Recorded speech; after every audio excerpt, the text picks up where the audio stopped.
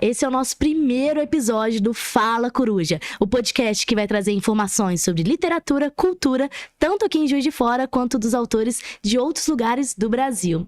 E para essa primeira conversa eu tenho duas convidadas aqui muito interessantes que em breve vão se apresentar.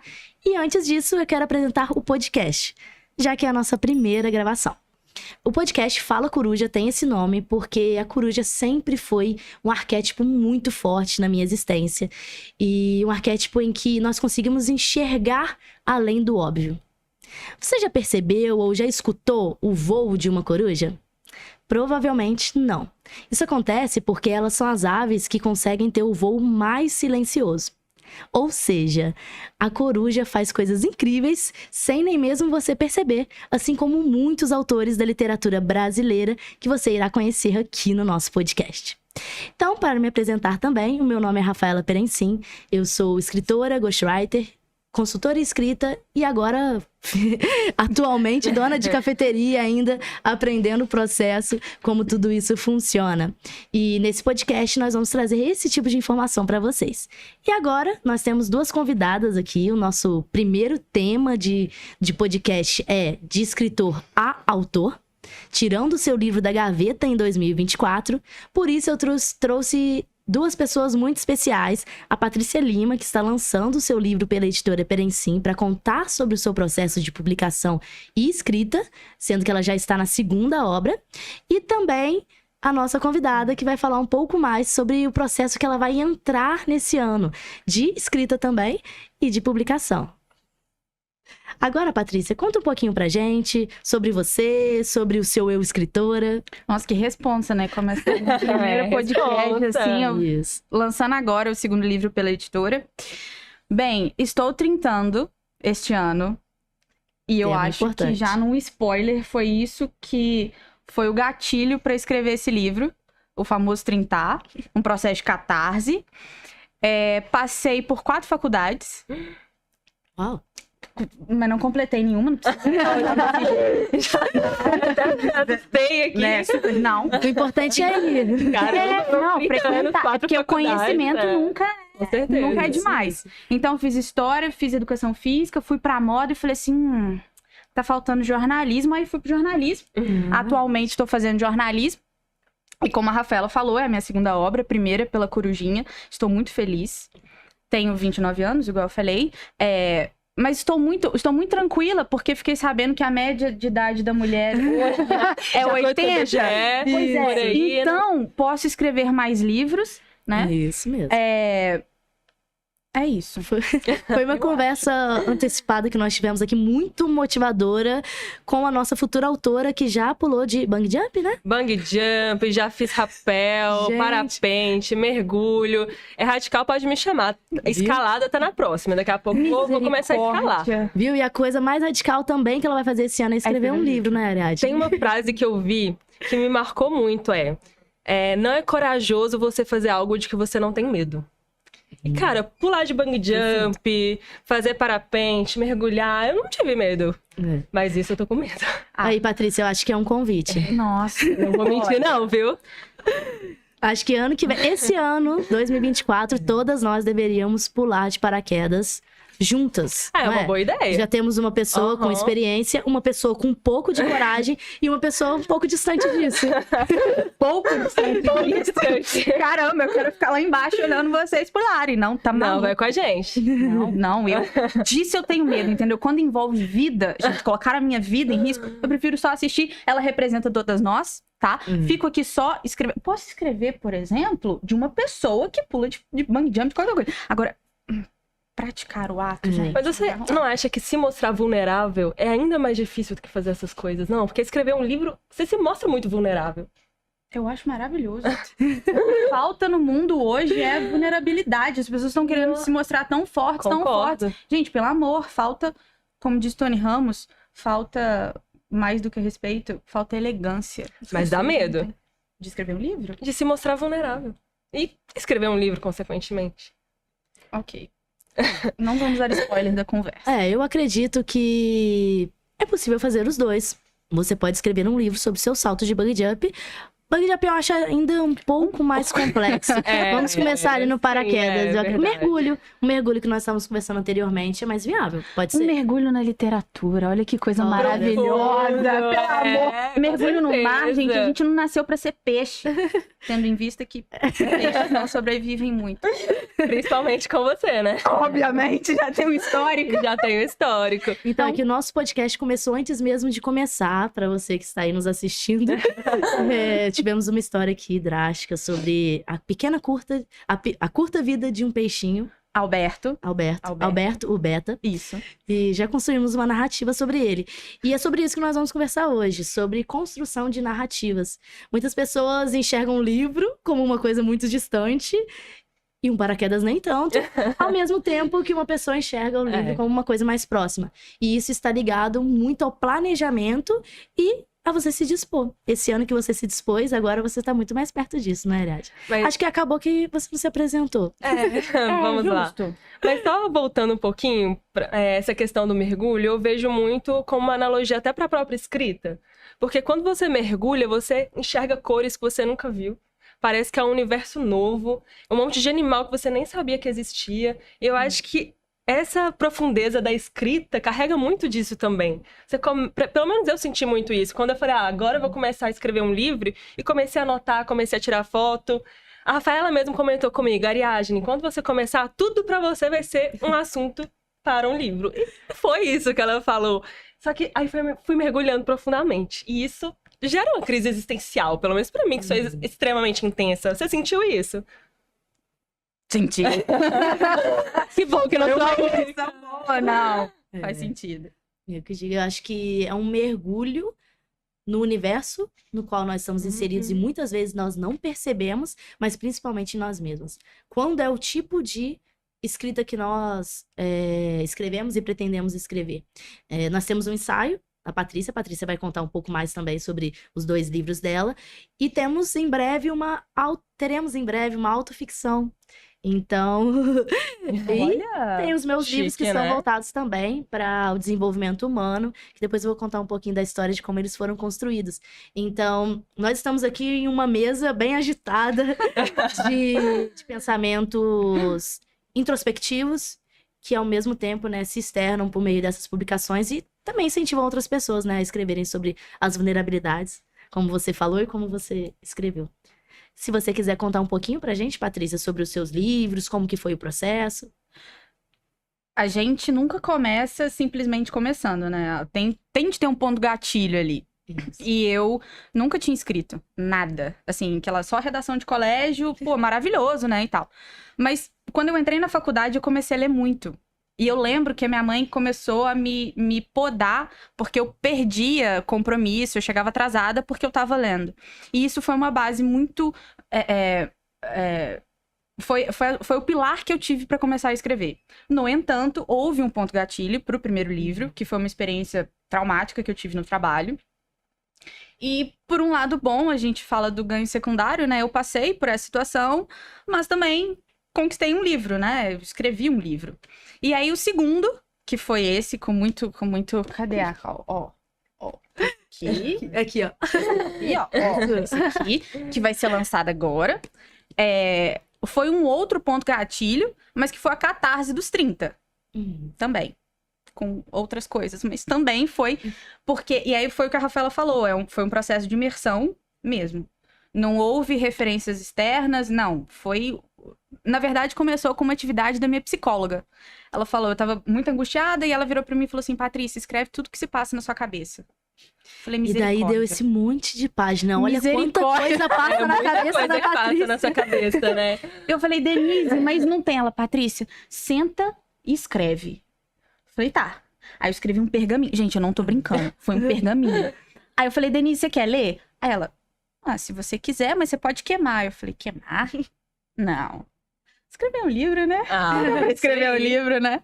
Então foi justamente isso. E como a Rafaela até comentou quando eu mandei pra ela, não é pra responder pergunta. É só pra te fazer pensar, cara. E às vezes, como você falou sobre o universo de cores que tem num ambiente que a gente não conhece, cara, às vezes você passa batido pelo seu dia. E você não reflete o que você faz no seu dia, o que você pensa no seu dia. Então, essa foi a ideia. É um ensaio. É algo que pode dar mais caraminhola do que resolver, ou do que ajudar nas perguntas. Mas, já num spoiler, eu acho que as pessoas vão se identificar igual você falou sobre a sinopse. Então, não acho que... no meu caso, eu não tive medo para escrever. Mas um ponto muito importante, que aí você, como escritora, e a Rafaela vai poder... enfim, argumentar ou não. Cara, o que você escreve vai ser pra sempre. Então não adianta, eu quero escrever sobre... Você vai escrever, mas daqui a 10 anos seu livro vai estar num sebo, as pessoas vão estar lendo seu livro, ou vai ter uma segunda edição. É pra sempre. Então, cara, toma muito cuidado com o que você vai expor, sabe? Principalmente quando é algo íntimo, né? É por isso mesmo que eu pensei em uma autoficção, porque eu vou basear um pouco na minha história, mas ao mesmo tempo não vou me expor tanto, porque vão ter elementos da ficção dentro dessa perspectiva também, até por essa questão que você levantou. Mas eu fiquei curiosa, você falou muito a catarse dos 30, e o que seria isso pra você? Seria aquele momento que você vê as suas alunas lá, tudo com 12 anos, aí vira e fala assim, minha mãe tem 30 e eu não tenho um peixe, porque eu matei o meu peixe. Entendeu? E aí, a sociedade te põe uma vida, principalmente pra mulher. Você tem namorado? Você já casou? Você vai ter filho? Faz parte do processo de evolução. A mulher quer ter filho. Faz parte do único... Ou não, né? Somente do processo que foi criado pra mulher. Sim, mas muitas mulheres chegam um momento e falam assim, poxa, eu quero ter filho. Só que aí, às vezes a biologia, quando a mulher já tá velha, a biologia não vai ajudar. Então ela tem uma data limite. Até, poxa, você vai ter 50 anos com um filho? O quanto que você vai curtir o seu filho, sabe? Então foi muito isso. Levando em conta a expectativa de vida. 80. Então, assim, a não ser que seja uma mãe bem ativa, né? Acho que foi esse processo. Eu estava passando por uma fase muito angustiante, com muitos pensamentos, uma fase niilista da minha vida, do arquétipo niilista. E aí a Denise falou, olha, bota pra fora. E eu botei pra fora. Hoje eu não tô num arquétipo hedonista, nem nada, mas eu me sinto mais leve. Porque toda aquela confusão mental que eu tinha tá aqui, ó. Eu consegui organizar. Isso é muito importante no livro. Então, foi esse o processo de catar. Já o que não foi do primeiro. O primeiro foi um relato, foi uma ficção baseado no que eu vivi. Então, pra quem me conhece, sabe exatamente o que aconteceu no livro. Pra quem não me conhece, nossa, que lindo romance. Joia, tá? E outra coisa, o livro, ele é baseado em você, cara. No que você viveu, assim. Não adianta você escrever um livro do nada. Você vai escrever um livro do nada, mas tem algo seu ali particular no livro que você vai transcrever pro livro. Isso é muito importante, porque dá personalidade pro livro. Sempre vai existir, às vezes bem escancarado e em alguns momentos só nas entrelinhas. Exato. Sou suspeita em relação a isso, porque meu livro, não sei porquê, é uma menina ruiva na capa. Aconteceu. Naturalmente. Olha, não sei, teve uma coincidência e isso aconteceu nos 2 livros. Aconteceu 2 vezes, inclusive. E a borboleta também sempre foi um arquétipo muito forte. Inclusive, as borboletas monarcas, que são ilustradas nessa capa desse livro, elas são os únicos insetos que migram fugindo do inverno. Então, muitas delas morrem nesse processo de migração e nem chegam no destino final. Então, elas são ilustradas na capa justamente para trazer essa questão da liberdade. Então, a vida delas é entregue a viagens. Então, elas sabem o que é ser livre. Por isso que eu trouxe esse desenho na capa, digamos assim. E realmente traz muito de... Não somente de nós, o livro, mas as pessoas que cruzam os nossos caminhos. Eu acho isso muito forte, porque nós, como escritores, nós tornamos as pessoas imortais, mesmo que nem nós mesmos não sejamos. Então, nós não somos imortais, mas através do que nós escrevemos, imortalizamos pessoas boas e ruins. Então, se você quer se tornar imortal, você pode cruzar o caminho de um escritor. Você pode ser retratado como uma fada ou como uma bruxa.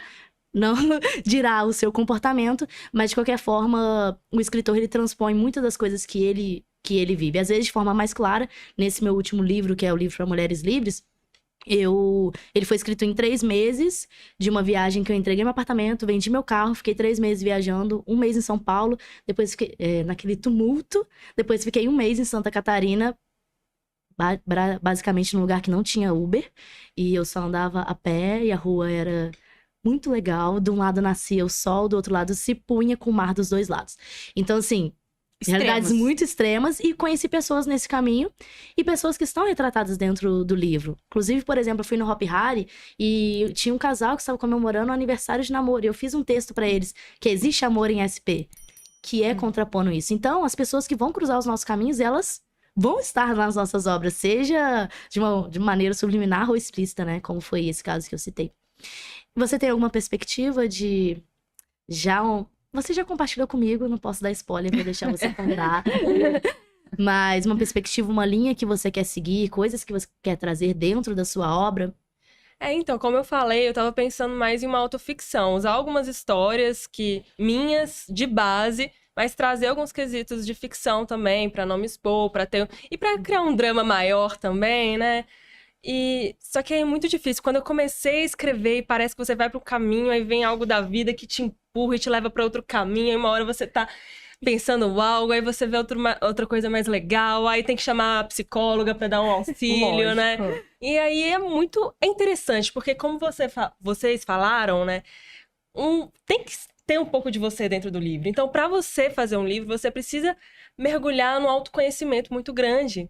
E muitas vezes você começa a perceber que nem você se conhece. Como que você vai colocar um pouco dessa perspectiva no seu livro? Eu não sabia qual era a minha cor preferida. Eu cheguei aqui falando, lilás e verde. Agora eu tô até aqui com lilás e verde pra representar um pouco disso. Eu até tô com tempo. Era azul Gente, também, eu né? tenho medo de estar de verde. Porque, segundo o que foi dito anteriormente, o que significa a cor que a gente mais gosta? O jeito como a gente morreu na vida passada. Então, não sei, mas eu tô de verde, não sei o que isso quer dizer. Vamos pesquisar. Eu fiquei curiosa agora. Foi você que mencionou isso antes da... Foi. Sim. Então, mas de qualquer forma, gente, mais cedo eu estava de roxo, então... Mas vocês duas estão de verde e roxo, gente. Aí deu ruim, aí... E nem combinamos, né? E nem combinamos. Mas interessante pensar sobre isso. Toda escrita vai ter um pouco de nós e, ao mesmo tempo, ela vai bater em teclas sensíveis. Nós, muitas vezes, escrevemos para nos libertar. E por isso que a sua psicóloga disse que deveria queimar as páginas depois de produzir, como no sentido de me ver livre desse sentimento, me ver livre dessa emoção. Só que, ao mesmo tempo, quando a gente dá um passo além, que manter aquilo e ainda publicar, nós conseguimos dar um passo de ajudar outras pessoas que talvez estejam passando pelo mesmo propósito. Então, várias Patrícias, várias Ariadnes que estejam vivendo processos similares. Então, nós sempre achamos que a dor é só nossa. Ou que a alegria é só nossa, muitas vezes. Só que existem várias pessoas no mesmo barco, né? E escrever torna isso público. E uma coisa interessante que eu estava conversando ontem com minha irmã é como a gente estava falando sobre como a vulnerabilidade não é aceita. Então, de certa forma, parece que o ser artista legitima essa sensibilidade, essa vulnerabilidade. Porque eu sinto muito isso, que ainda mais no arquétipo da mulher empreendedora, da mulher empoderada, a gente sente essa pressão de que a gente não pode ser sensível. Se a gente chora, a gente perde um pouco dessa fortaleza que a gente é. Eu não sei se vocês conseguem se identificar de alguma forma com isso, mas eu sinto muito isso. Eu sou uma mulher forte, eu sou uma mulher empoderada, logo muitas vezes eu tenho dificuldade de me mostrar sensível, eu tenho dificuldade. Eu tô aprendendo a chorar agora, na minha terapia, sabe? Eu não chorava, eu sentia que se eu chorasse de alguma forma eu perderia um pouco dessa mulher forte que eu sou, e é tão complexo isso, né? O primeiro livro foi justamente o que a Rafaela falou, assim. Eu passei por uma situação... Acredito, e pelos números da estatística mostram, que toda mulher já passou. Que é assédio, que é violência, toda mulher já passou. Sim. E a gente teve um processo, e era um processo sigiloso, e eu não podia falar. Então, o que eu fiz? Eu escrevi. Escrevi tudo que eu quis falar, tudo que eu não pude falar, tudo. Escrevi a minha história, a minha versão. E foi, assim... ajudar outras pessoas. O intuito foi ajudar outras pessoas. É um livro meio grande, obviamente, então não sei se eu ajudei muitas pessoas, não. Mas a ideia foi expurgar o sentimento. Tinha muita coisa a dizer. Muita coisa. Realmente, e aí uma coisa vai puxando outra coisa, e aí você vê um sentimento que estava guardado ali, e o ponto foi o chorar. Eu não conseguia parar de chorar. Não conseguia. E eu não chorava em público. Nas audiências, eu não chorava. Porque, poxa, eu enfrentei aquilo e aí eu vou chorar? Não.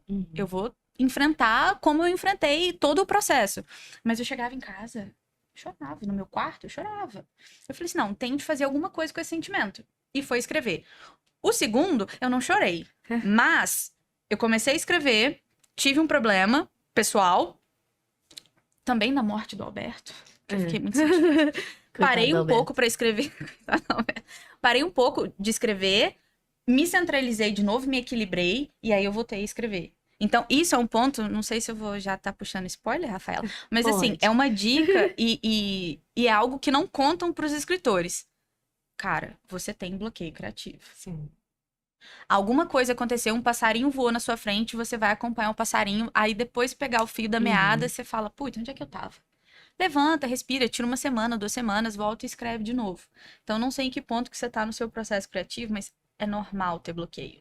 Eu gosto de uma autora chamada Agatha Christie. Não sei se vocês conhecem. Sim. Ela é pra poucos, né? Ela é pra poucos.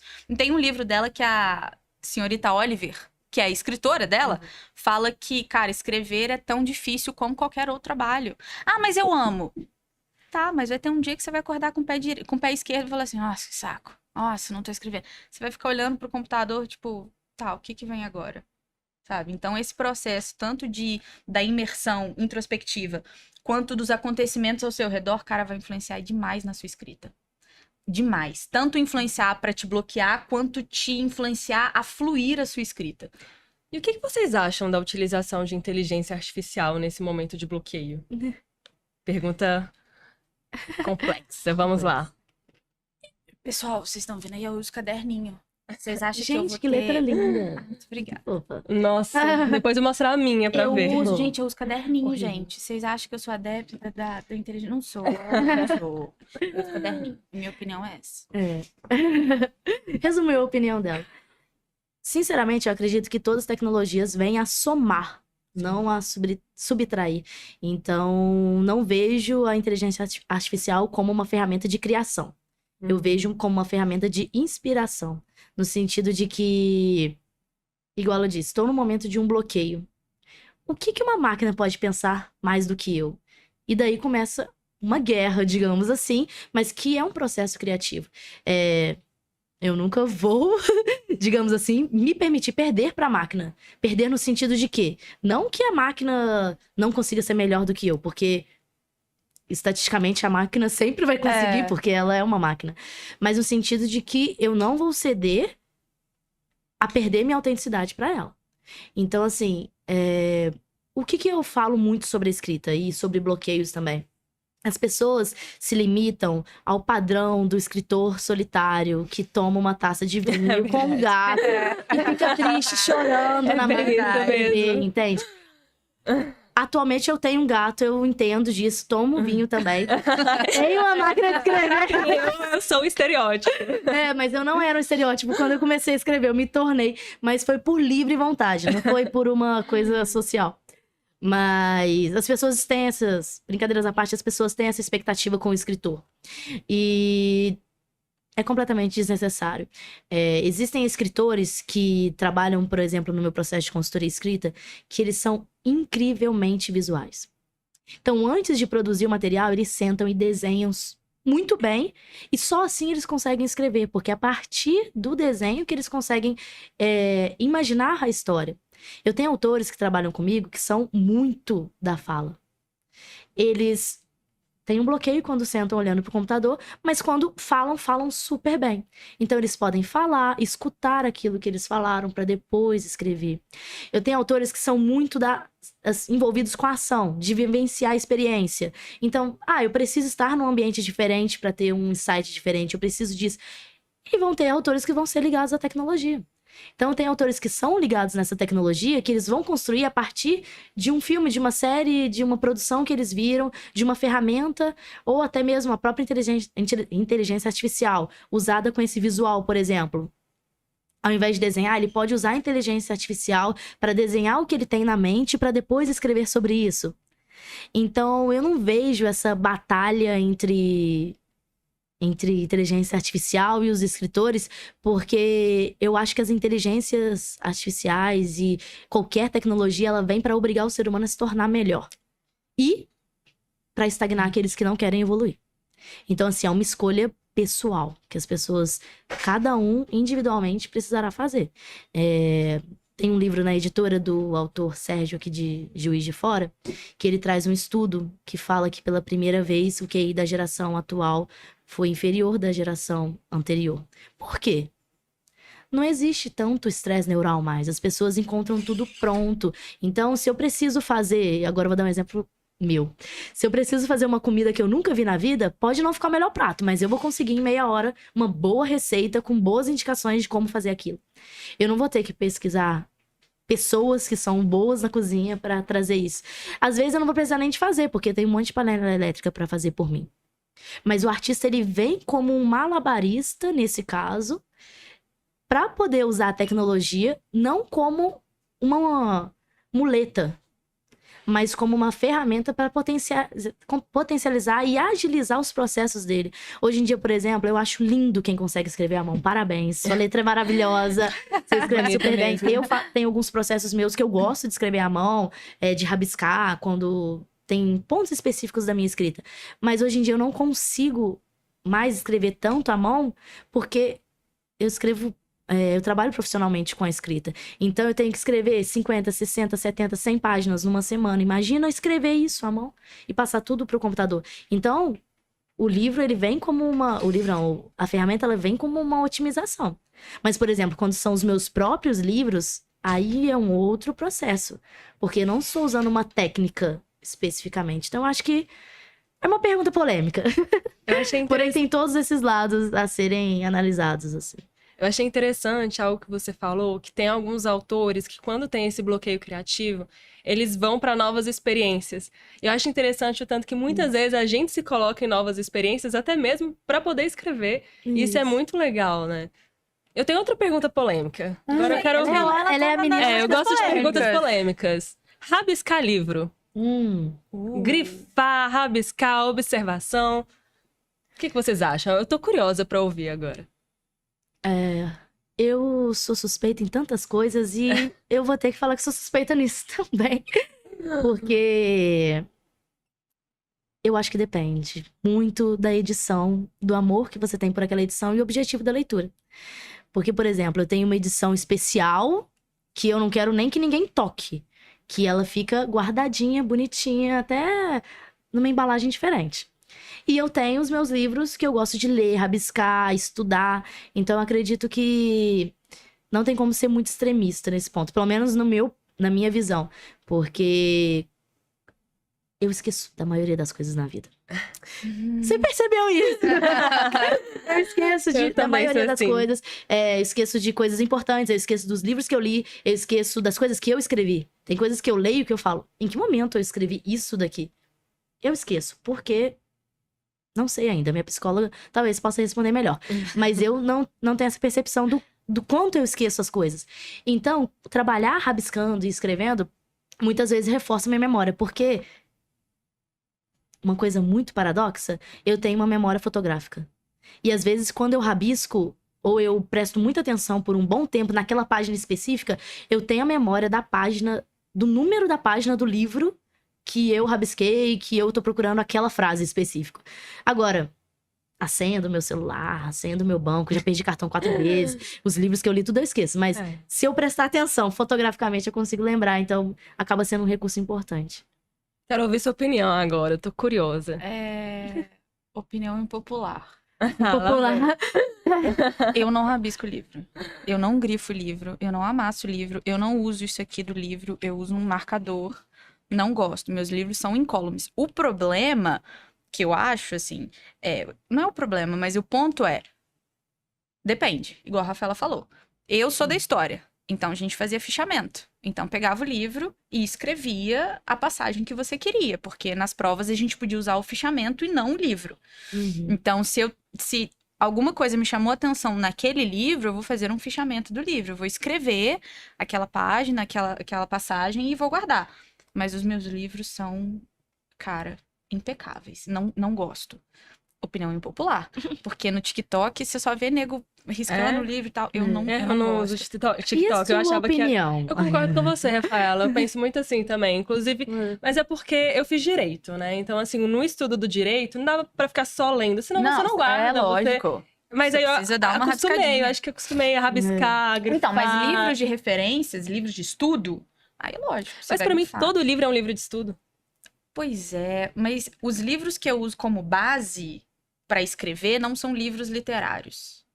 Que aí os livros, né, de histórias criadas e tal. Os livros que eu uso como base são livros históricos. No meu livro aqui eu usei Nietzsche, Sartre e Aristóteles. Esse tipo de livro eu não tenho dó em riscar, porque é um aprendizado na fonte. Agora, livros, por exemplo, da Agatha. Cara, eu não vou, sabe, macular o livro da Agatha. Mas acho que isso vai muito de mente pra mente também. Não, Porque, lógico. Porque, por exemplo, Lógico. se eu ficar só lendo, acho que eu não consigo nem acompanhar o livro, muitas vezes. Mas é Ainda o mais da processo. Agatha, assim. Mas é o processo que a Rafaela falou. O processo de leitura e o processo de escrita é individualíssimo. Totalmente. Não adianta eu virar pra Sim. você e falar assim, igual a Rafaela perguntou, uma dica pra quem vai escrever. A minha dica é: escreva, eu chamo de esqueleto, não sei nem como é. Para cada livro que eu tenho um caderno de referências, que eu escrevo à mão tudo o que eu quero escrever no meu livro. O que os capítulos vão falar, as personagens, as características das personagens, eu construo primeiro para depois eu escrever. Então, eu tenho um caderno, eu ando com o meu caderninho de referências. Mas para você pode não ser assim. Ela tem Sim. autores que tem de desenhar. Maravilhoso. A leitura é a mesma coisa, porque escrita e leitura, gente, andam de mãozinhas dadas. Com Não tem certeza. como você escrever sem ler. É. Isso não existe. Já que estamos falando de assuntos polêmicos, eu acho que Adoro. agora estamos entre mulheres falando de assuntos polêmicos, não tem como, e literatura, como não falar um pouco mais da mulher na literatura. Somos aqui duas autoras, em breve uma autora, atual escritora, então acredito que é importante nós falarmos sobre esse assunto, a presença das mulheres, e eu vou começar falando um pouquinho sobre, acredito que a ortografia e como as mulheres são vedadas na ortografia e na comunicação, sem que a gente perceba. Muitas vezes, isso é uma coisa, eu vou dar um exemplo muito óbvio, mas que muitas vezes a gente não percebe, é que a mulher, ela não se incomoda de ler um livro que foi escrito para que um homem leia. Digo, não que para que um homem leia, mas que tenha sido escrito no masculino, quando se referencia ao leitor. É claro para nós e natural da nossa criação abrir um livro em que o autor fala com o leitor e não com a leitora. Então, por outro lado, se você pegar um livro como o meu, esses dois últimos, o tempo todo eu falo com a leitora. Muitas vezes o homem se sente incomodado de ler leitora e continuar lendo a obra. Qual que é a opinião de vocês sobre isso, né? Vocês também sentem isso na literatura, que a literatura parece que é escrita para a mulher não se incomodar de ser atribuída como um homem e tudo mais, até mesmo na própria ortografia, né? Isso é uma coisa que nós aprendemos a ser natural na escola e se torna tão habitual que nós não percebemos. Acho que isso é um reflexo da sociedade, né? A literatura, da mesma forma que a sociedade como um todo, foi construída por homens para homens. Então, isso é um fato. Então, mas eu espero que a gente consiga aos poucos mudar um pouco isso, porque eu acho muito frustrante ver alguns dados, até que você tem alguns dados, né? Que demonstram Vou trazer isso. para nós. Esses dados são bem interessantes. Em 115 anos do Prêmio Nobel da Literatura, somente 13 mulheres foram vencedoras. Imagina só isso. 115 anos, 13 mulheres. Outro dado que eu fiquei bem assustada é que nos 60 anos de Jabuti, a principal premiação brasileira, só 19,9% dos 84 vencedores no romance foram mulheres. E quem lê romance? Então, assim, fica esse pensamento sobre isso. E outra estatística interessante foi que mais de 70% dos livros publicados pelas grandes editoras brasileiras, depois eu vou deixar as referências das pesquisas aqui, entre 1965 e 2014 foram escritos por homens. Então, isso traz um reflexo também, até mesmo das mulheres na literatura. Quantas delas tiveram que omitir o próprio nome para serem aceitas? escritora de Harry Potter, hoje em dia, todo mundo tem orgulho de contar a história dela e tudo que ela conquistou, mas não foi assim. Jane Austen, quantas pessoas, quantas mulheres se esconderam tanto ao ponto de não terem visto o sucesso das suas próprias obras? Quantas mulheres foram apagadas, literalmente, da literatura, só por serem mulheres? Sendo que, sendo mulheres, elas conseguiram ter a sensibilidade de escrever para mulheres. Então, eu acredito que é um momento importante de nós estarmos aqui nesse primeiro episódio. A editora, ela é liderada por mulheres. Nosso maior público de autoras é de autoras também. Então, acredito que é importante falar sobre isso. Nada contra os autores. Tenho vários, inclusive tem um autor nosso, recentemente, que ele usou uma técnica incrível na escrita dele, que não identifica nenhum personagem por nome e nem gênero. Ele conseguiu fazer a narrativa completa, que é o livro Raya, do Paulo Cury. A narrativa completa dele não identifica quem é quem. Ele chama a alma gêmea de alma gêmea, o pai de pai, a mãe de mãe. E assim se corre a literatura, a escrita a narrativa toda dele. Então, que nós tenhamos mais autores dessa forma e mais autoras que conseguem entender, né, a importância de levantar essa bandeira também. Eu acho que volta ao início da conversa, da vulnerabilidade. Verdade. A mulher se coloca numa situação de vulnerável, porque ela se coloca. O homem não. Então, ler um livro cujo artigo seja feminino, cara, por que não se deixar ser vulnerável para se enveredar na história? E não se foi um coelho, se foi uma borboleta, não interessa. Se a história é boa, por que você vai se ater aos pormenores dos detalhes de nossa, não vou ler esse livro porque tá no feminino? E daí? Todos nós temos um lado masculino e um lado feminino. Não é porque você vai ler um livro, não é porque você gosta de um livro que é no feminino que vai te deixar menos homem. Muito pelo contrário, vai te deixar mais homem. Porque o seu lado masculino vai estar intacto. Você é tão masculino, vamos dizer assim, né? Que você vai curtir aquilo ali porque é bom. Agora não, tem um livro que é no feminino, aí volta o questionário do que faz um livro bom. É um livro no feminino, mas é um livro horroroso. Sabe, aquela coisa assim, indigesta. Ok, compreensível, nenhuma mulher vai ler. Mas se é no feminino e o livro é bom, curta a história. Sabe, a literatura foi feita para você mergulhar no universo que você não conhece.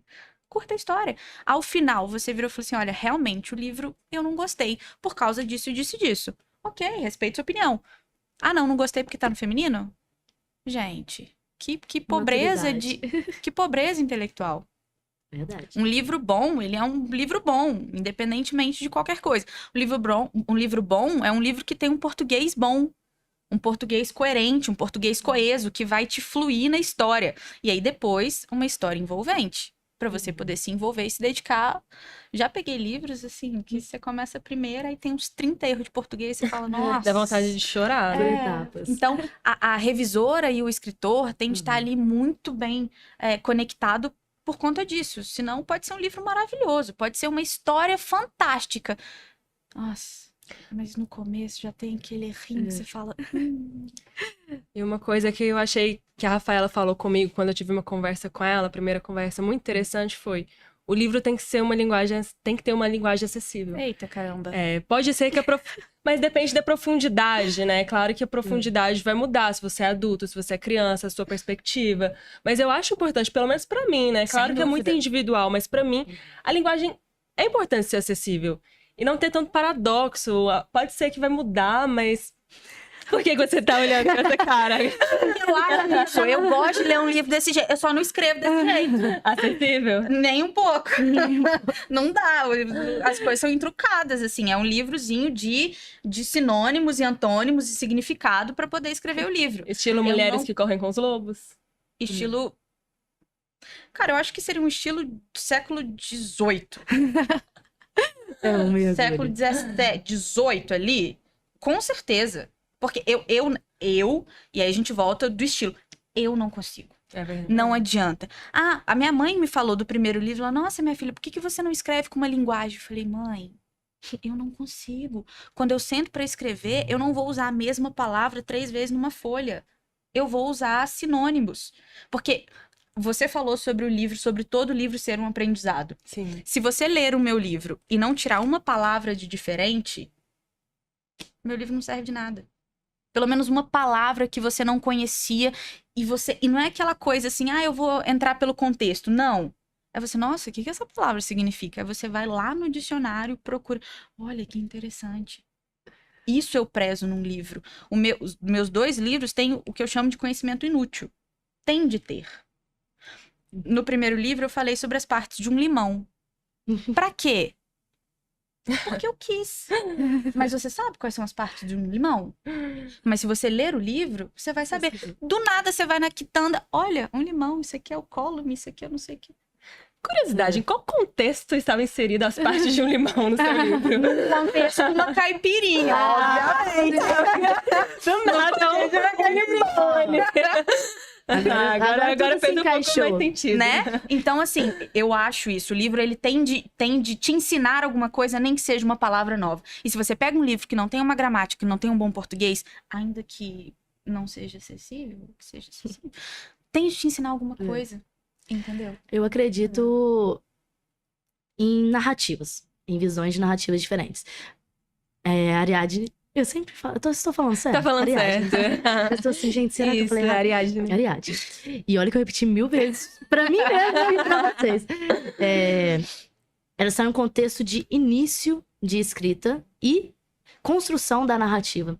Então, assim, quando nós estamos em um momento de vou começar agora por onde eu começo, nós temos muita oportunidade de tornar a nossa escrita mais ampla e absorver coisas. Sabe quando você quer tirar carteira de moto, mas você já dirige moto? Nossa. Então, eu acredito que é uma questão similar. Se você aprender na autoescola ali, a tirar a sua carteira de moto, você vai aprender de uma forma. Se você aprender com seus pais, com seus amigos, você vai aprender de outra. E, no final das contas, se você dirigir bem, não importa. Não faz a diferença se você, com quem você aprendeu, de que jeito que você aprendeu, se você é um bom motorista no trânsito, se você não coloca a vida das pessoas em risco e se tudo flui. E acredito que o livro seja a mesma forma, né? Ela tá no processo de encontrar a narrativa dela, então com orientação talvez ela vai aprender de um modo, que foi, como eu citei, de ter uma linguagem mais acessível. Você vem de uma... Por isso que foi interessante trazer vocês duas aqui, que é um contraponto interessante, né?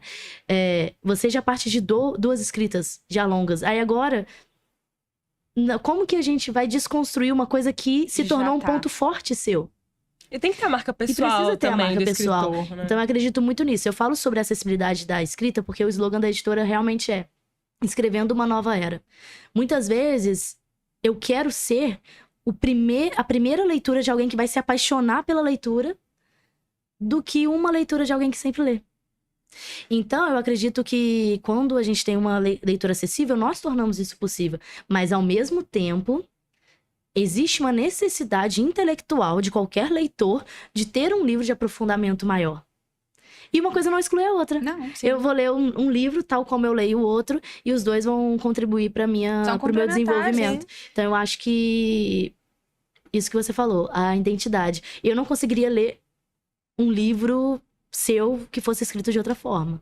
Ou eu esperaria por algo e me decepcionaria se não precisasse de um dicionário, ou se não precisasse de uma outra coisa. Porque os seus leitores já vão criando uma expectativa da narrativa que você construiu. Ainda mais agora que o seu é o segundo livro. Imagina o terceiro.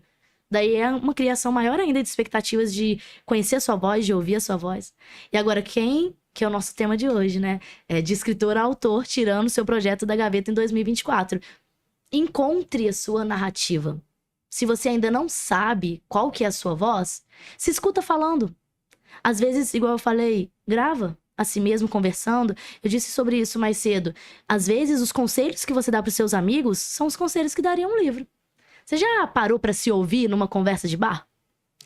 A ouvir as coisas que os conselhos que você dá, ou às vezes que você escuta, mas que mentalmente passa na sua mente, ou às vezes como as partes de um limão, de uma caipirinha no bar. Oh, maravilhoso.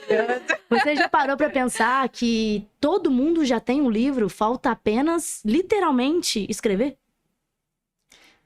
Então, acho que essa é uma boa reflexão pra vocês pensarem na mensagem final de vocês. E pra gente incentivar as pessoas também de fazerem o que ela está fazendo, de planejar também, não é de qualquer forma, de qualquer modo. Se planejar pra construir um livro. Porque, como você disse, não sei se já tinha começado o podcast, é uma coisa que você vai levar pro resto da vida. o seu livro vai te representar pro resto da vida. Por mais que você mude, aquele seu momento de vida vai estar registrado para sempre. Então precisa sim de um planejamento, de uma organização. Uma frase que você falou comigo nesse encontro que a gente teve, que eu achei muito interessante também, é: o livro que vai mudar a sua vida é o livro que você vai escrever. E eu acho muito interessante também que muitas vezes a gente tem essa ideia de que publicar um livro é algo completamente surreal, né? É algo utópico. E claro, é algo gigante, é a concretização de um sonho de muitas pessoas, inclusive o meu. Mas quando a gente esbarra com pessoas como a Rafaela, a gente percebe que esse sonho é possível. E deixa de se tornar uma utopia. Isso é muito legal. Isso. Porque se torna um sonho que você sonha junto. Então, até mesmo esse contato que nós estamos tendo aqui, que é ter o contato com escritores. Por que publicar um livro é distante? Porque muitas vezes a pessoa que tem um sonho não tem amigos escritores. É verdade. Então, assim, você tem amigos escritores? Não, Escritores? não, senhora. Ah, então, vamos resolver isso. Dia Hoje. 20 teremos o lançamento da Patrícia no Café da Coruja, no Alto dos Passos, Dom Silvério 150, tá, pessoal? Estamos esperando vocês, o lançamento de um dia. Cadê a câmera? A câmera Vou aqui. mostrar de novo. Tchau. Esperamos por vocês lá. E essa é uma oportunidade, essa e outras, de estar em lançamentos, são oportunidades para que as pessoas se aproximem dessa realidade. As realidades são distantes, porque nós não nos aproximamos dela. Então, eu acredito que, por exemplo, se você tivesse tido um autor, um amigo escritor, seria mais fácil para você achar que isso seria possível. Eu, particularmente, eu não conhecia nenhum escritor antes de ser escritora e autora.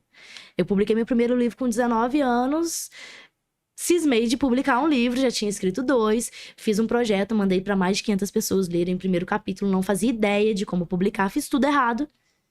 Hoje em dia eu faço certo, ajudo as pessoas a fazerem certo para não passarem por tudo aquilo que eu passei. Então, mas de certa forma exigiu coragem para dar espaço. E quantas pessoas não tiveram coragem e têm um livro na gaveta? Por isso esse tema é bom, né? Na gaveta, mas também pode ser no HD do notebook, não tem problema, nas notas do celular. E eu vou deixar a palavra para você dar uma mensagem, Patrícia, sobre o seu lançamento, convidando o pessoal também, falando sobre o seu livro, qualquer mensagem que você quiser deixar. E depois. Você falou que todo mundo tem um livro na gaveta. Isso. E é o ponto que é o meu livro. O que você pensa? Você falou, às vezes você tá numa conversa de bar e tem um conselho. Gente, para ouvir os seus próprios pensamentos. Eles vão te guiar. Vai te guiar pro buraco? Muitas vezes. Óbvio, claro. Mas vai te guiar também por aquilo que você veio fazer aqui. Escrever um livro não é fácil. E eu tava pensando, eu vim de Cataguases pra Juiz de Fora, e eu vim pensando numa analogia pra fazer. Sobre escrever um livro e completar uma maratona. Porque corrida é herança da minha família. Enfim. Vocês já estiveram na chegada de uma maratona? Cara, é a coisa mais Ainda não. emocionante. Vamos colocar nas metas. Tá né? na meta. Olha, junto com o arrepio. paraquedas. Você não precisa nem fazer a maratona. 42 quilômetros é muita coisa. Mas Ai. se você estiver desmotivado, vá pra chegada de uma maratona. É arrepiante. Porque uma pessoa que se propõe a fazer 42 quilômetros correndo, ela não tá de físico, ela não tá de perna, ela tá de cabeça. É cabeça. Então, escrever um livro é a mesma coisa que correr uma maratona. Você tem a fase do planejamento, você tem a fase do treino e você parte pra ação. Quantas pessoas fazem maratona? 355 milhões de pessoas fazem uma maratona. Mas cada pessoa que chega no pórtico de chegada é única. E você pode fazer sozinho 355 mil maratonas. Cada maratona é única. Então, é surreal escrever um livro. É sim, é surreal fazer o lançamento de um livro. É a realização de um filho. É um filho que você tem, que você educa, que você doutrina, que você perpetua na sua vida. Então, é surreal. Cara, aceita que é surreal. É algo factível, sim, é. Mas o sentimento é surreal. Então, pessoal, cadê a câmera de novo? Tô gostando dessa câmera. Fica aqui o convite pro lançamento do meu livro, pela Corujinha. Foi um prazer, foi uma satisfação muito grande. Todo o acolhimento que eu tive. O texto da Rafaela, quando ela era... Eu tava ansiosa pela revisão, pela crítica dela. E foi assim, eu não dormi um dia, sabe? Porque bateu. Imagino. Bateu forte. Espalhei pra todo mundo. Falei, mãe, olha o que a minha editora falou. Enfim, dia 20, lá na cafeteria da Corujinha, Rua Dom Silvério, 150, Alto dos Passos. Ó, dia Muito 20, bom. tá, pessoal? Gente, eu fiquei com vontade de escrever meu próximo livro. Agora, depois Muita das palavras da né? Patrícia, eu vou sair daqui, vou começar o meu próximo livro, tá? Quem Vai quiser começar a acompanhar treinar pra saga, maratona. vou começar a treinar pra maratona Eu vou. também.